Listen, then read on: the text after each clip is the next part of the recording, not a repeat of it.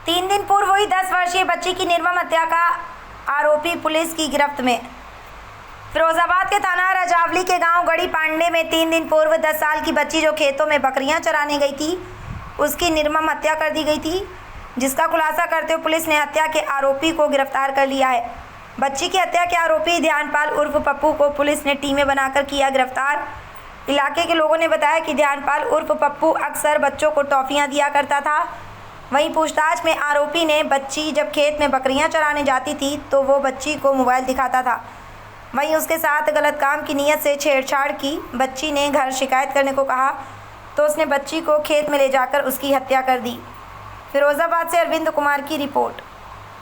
में एक बच्ची की बालिका की हत्या हुई थी, किस तरह का अनावरण किया गया? देखिए, ये दिनांक 27/8/2025 को गढ़ी पांडे गांव है रजावली में। इसमें सूचना ये मिली थी कि एक बच्ची जो बकरी चराने गई थी वो गायब हो गई है। इस सूचना पे तत्काल अभियोग पंजीकृत करते हुए बच्ची की खोजबीन की गई, तलाश की गई तो बच्ची वहीं पास में ही एक बाजरे के खेत में मिली, जिसके गले में रस्सी लपेटी गई थी, गांठ पड़ी थी और वो मृत अवस्था में वहीं पड़ी थी।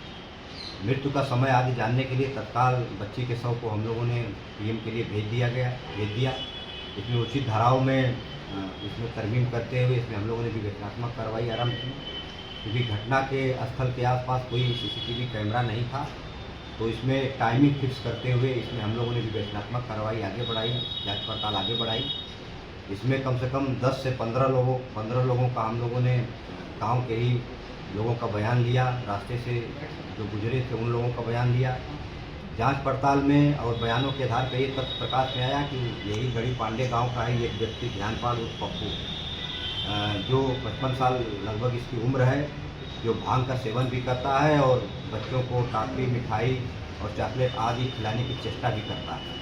और कई बार ये बच्ची के पास जब वो बकरी चराने जाया करती थी, क्योंकि बच्ची डेली ही बकरी चराने जाती थी लगभग, तो ये बच्ची के पास कई बार बैठा हुआ देखा भी गया है। और जिस दिन घटना हुई थी उस दिन भी ये बच्ची के पास मोबाइल देखते और दिखाते हुए ये देखा गया है। इस सूचना पे इसकी तलाश की गई, ध्यानपाल उस पप्पू की ये मिला, इससे कड़ाई से पूछताछ की गई तो इसने पूरी घटना को किया जाना स्वीकार किया। पूरा जांच पड़ताल में इसने और स्वीकार ये किया कि ये घटना वाले दिन भी ये बच्ची को मोबाइल दिखाने के बहाने गलत काम करने की नीयत से उसके पास बैठा था। बच्ची ने इसका विरोध किया। बच्ची ने कहा कि मैं अपने माँ बाप को बता दूंगी, तुम डेली हमको परेशान करते हो। इसने ये कहा बच्ची से कि तुम्हारी बकरियां वहाँ पास के बाजरे के खेत में चली गई हैं, चलो बकरियां तुम्हारे निकलवा दें। बाला फुसला कर ये बच्ची को वहाँ बाजरे के खेत में ले गया। वहाँ बच्ची को गिरा के गला इसका हाथ से दबा दिया। बच्ची अचेत हो गई, हाथ पाँव चलाना बंद कर दी। बाहर ये निकला 10 मीटर बाजरे के खेत के बाहर जो कच्चा रास्ता, वहाँ एक रस्सी पड़ी थी। उसी रस्सी से दोबारा इसने बच्ची का गला कसकर और 2 गांठ भी लगाई, ये सुनिश्चित करने के लिए किसी भी दशा में ये बच्ची जिंदा न रहे, ताकि ये कोई बात परिजनों को या अन्य लोगों को न बता सके। उसके बाद ये बच्ची का मोबाइल लेकर वहाँ से फरार हो गया और घर के पीछे जो कूड़ा है वहाँ मोबाइल तोड़ के इसने वहाँ फेंक दिया।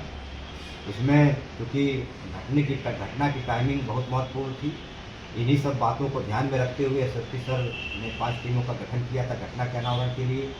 घटना का सफल अनावरण कर लिया गया है। साथ ही साथ जो मोबाइल बच्ची की थी वो भी इसकी निशानदेही पे वहीं कूड़े के पास से बरामद कर लिया गया है। इसमें जो रस्सी मिली है बच्ची के गले में मिली थी, उसको हम लोग फोरेंसिक जांच पड़ताल के लिए भेज रहे हैं। इसमें डीएनए की कार्रवाई की जाएगी, डीएनए सैंपलिंग की। इसमें क्योंकि 5 टीमों का गठन किया गया था घटना के अनावरण के लिए, एसओ नारखी ने इसमें घटना के अनावरण के लिए विशेष भूमिका निभाई। इसमें पूरी टीम को एसएसपी सर ने 25,000 रुपये का इसमें इनाम प्रदान किया है। फिलहाल इसको हम लोग अभियुक्त को जेल भेज रहे हैं। इसमें आगे की जो भी आवश्यक वैधानिक कार्रवाई हम लोग करेंगे।